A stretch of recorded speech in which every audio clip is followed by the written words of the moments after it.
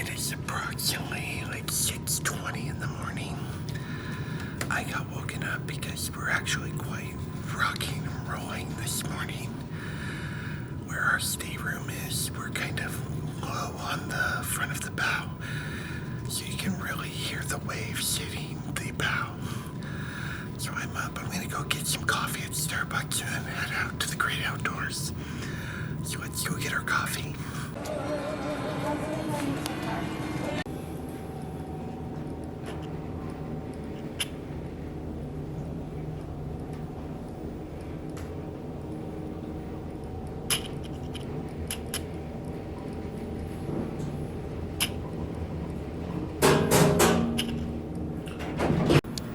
Entrance to the Mandara Spa.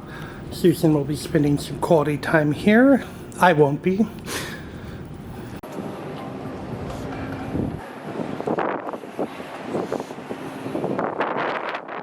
Beautiful morning out here. It's gonna be a gorgeous day.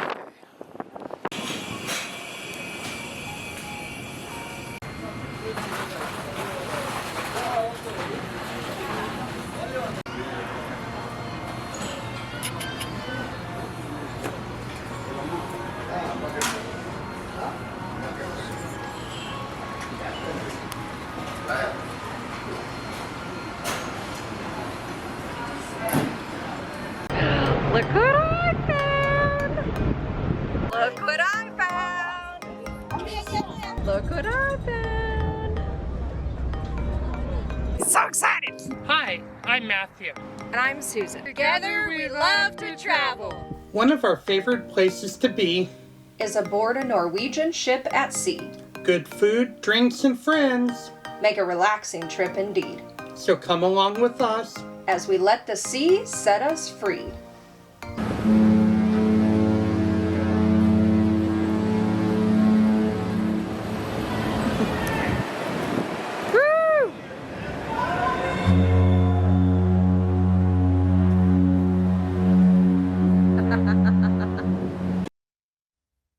Okay, it is a gorgeous morning out here in the great outdoors.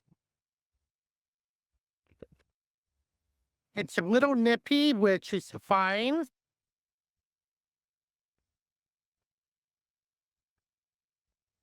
Going to be a gorgeous day all around for sailing here on the Atlantic Ocean.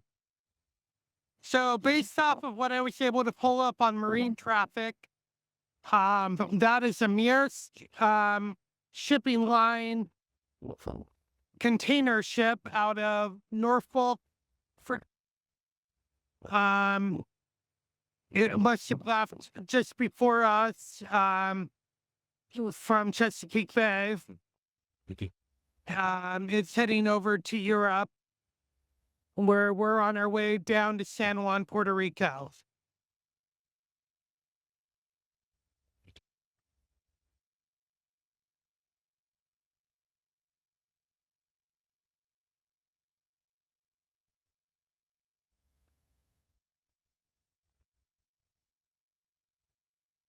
So a little further update on that ship off our quarter. It's, like I said, a Maersk shipping line ship out of Norfolk. It's going to Antwerp in Belgium. It is the Maersk Tennessee, a U.S. flagged vessel, and it's a container cargo ship. So I love how you can find out so much information when you actually have internet. I think having the unlimited Wi-Fi plan is coming in very handy.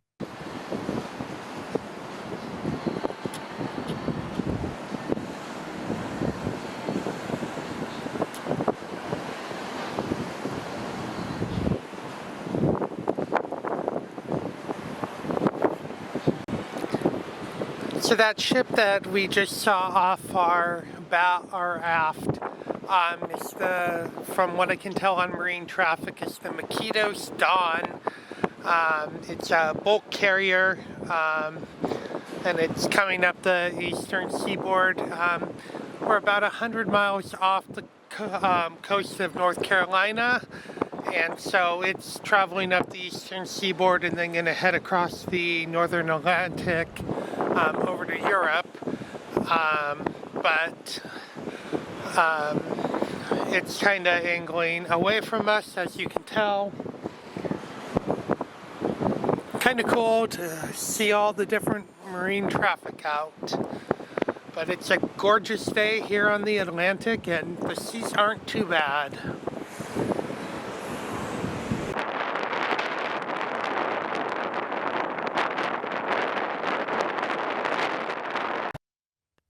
So we have another bulk carrier off our aft.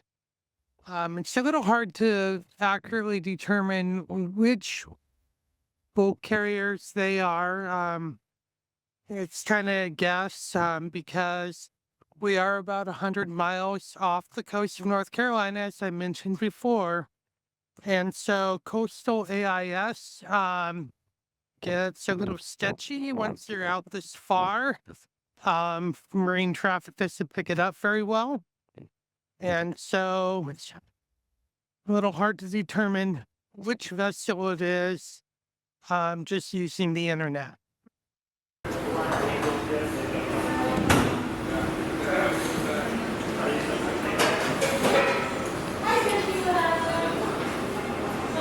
Okay, so I got first breakfast while I wait for Susan to come up. I got some bacon, ham, and a few potatoes and a couple of steaks. All right, so I finally came up to deck 11, found Matthew, complete with coffees, and now we're headed off to breakfast. Time for breakfast at Seven Seas.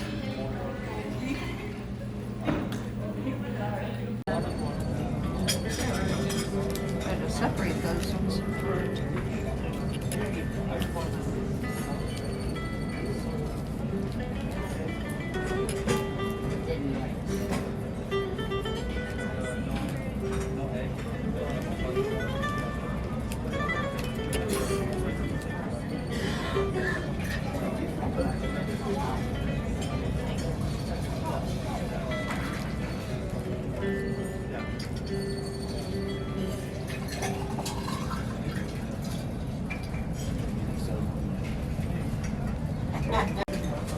Hey, first part of our breakfast has arrived. I got the yogurt parfait and oatmeal. Matthew got the half grapefruit with orange segments and his cottage cheese.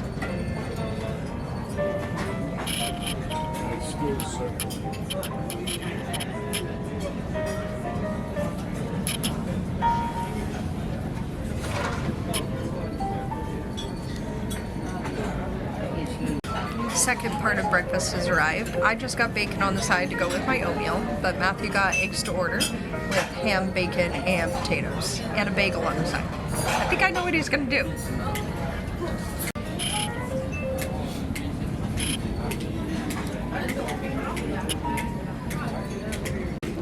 Okay, so this is my creation with the bagel. My eggs to order bagel sandwich. Okay, so we had a great breakfast. We had to come back to the room to grab a couple things. Now we're off to the Cruise Critic meet and greet up at Le Bistro. Le Bistro. Yeah. Yeah. That's why I couldn't remember. It's a restaurant I don't go to. Yeah. So we're going to head up there right now. So it's better to ask forgiveness. The first time here in the sun, first timer. All right. So, Cruise Critic is an integral part of the business. We hear from you, you hear from us, and it's a good relationship of a family. Yes, because at the end of the journey of the 12-day trip, you know, we become closer. The chef will feed you. Cashier, our restaurant manager will look after your needs in the restaurant. We have Fernando. I'm introducing you now. Fernando, our bar manager, keeps you jumping up and down with the best beverage and liquor and everything else from the staff. And of course, Angel keeping the room ship shape.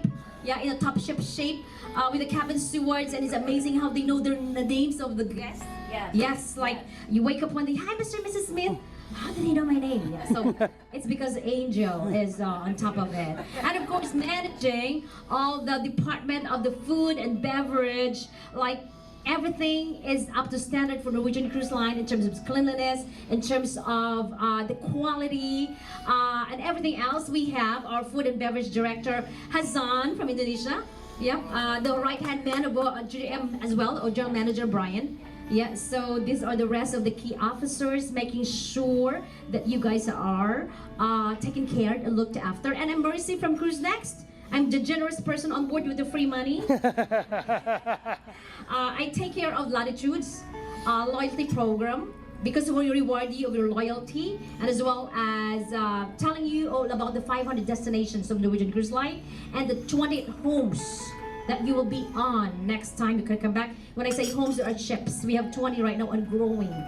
All right. So yes, and that's it.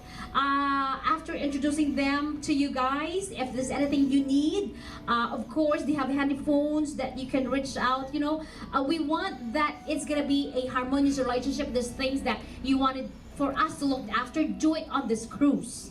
Yes, because when you get off the ship, you cannot address it anymore. Yeah, and writing it down on Facebook or Instagram or something is not gonna solve the problem.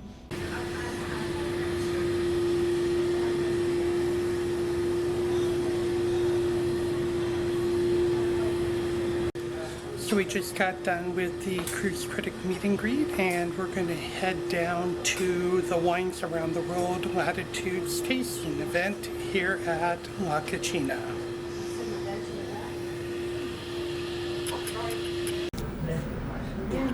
We are checked in for our special event today, Wines Around the World Wine Tasting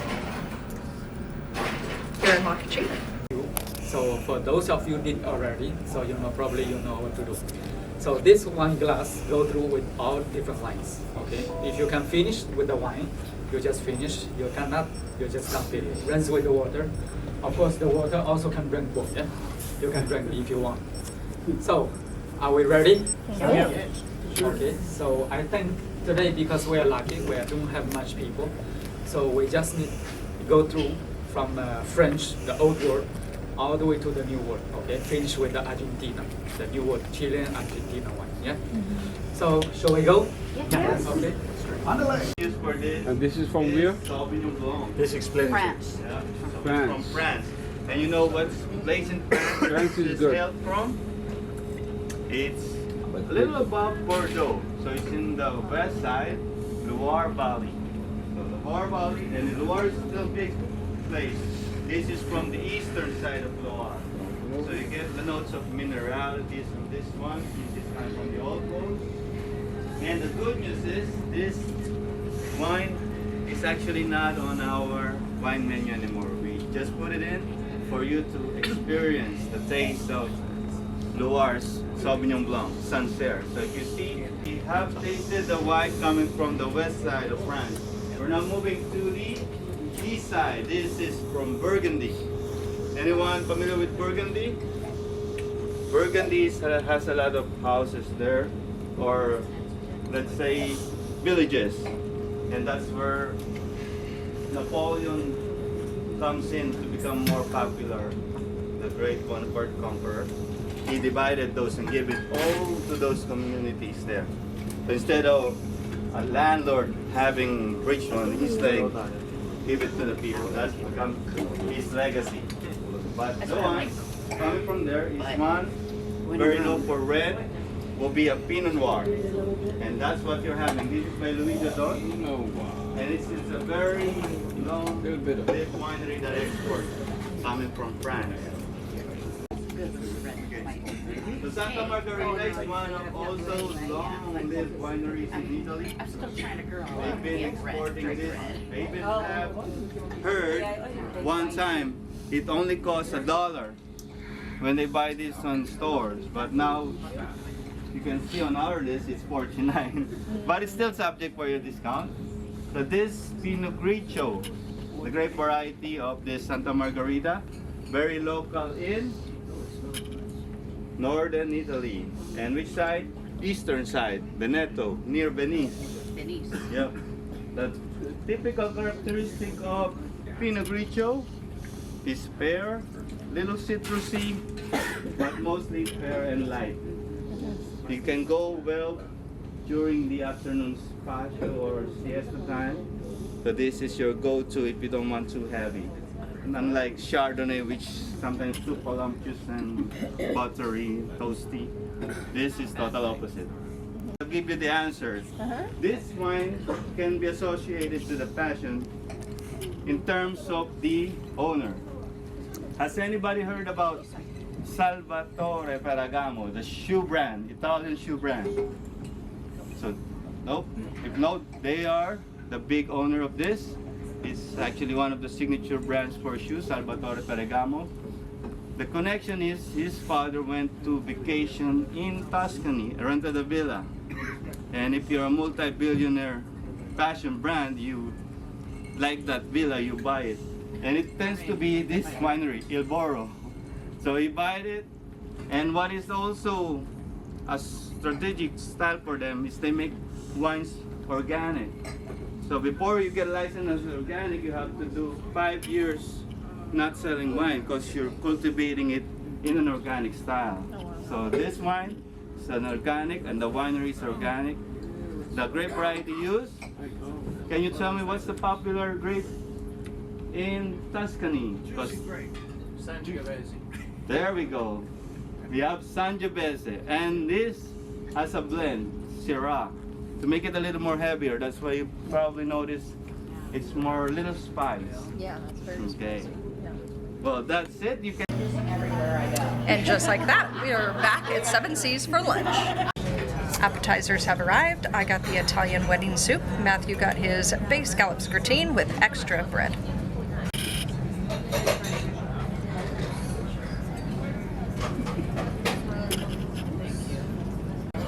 Entrees have arrived. I got the spaghetti carbonara and Matthew got the classic cheeseburger. No bacon.